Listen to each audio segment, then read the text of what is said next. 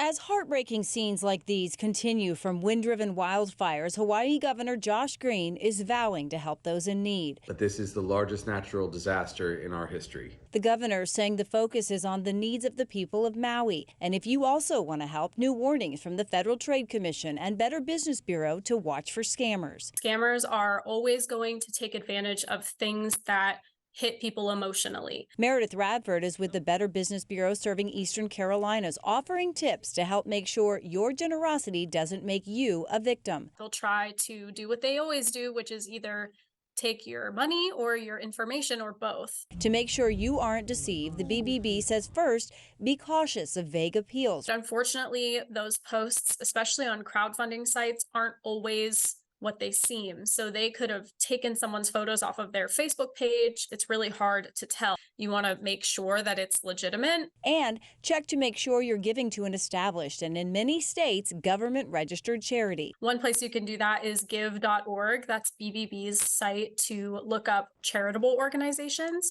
So you can research charities of all different kinds. In about 40 of US states, you have to register as an organization to collect funds as a charity. And you can usually search that at the Attorney General's office website. If there's an organization that's claiming to be a charity that isn't registered with that government agency, that's a big red flag. Another red flag? Avoid unfamiliar websites. Anything you get unsolicited, usually avoid. The BBB says donating money rather than goods is the quickest way to help, but making sure your money is going to a legitimate organization is key. And the FTC says you should also never pay by wire transfer, gift card, cryptocurrency, or in cash.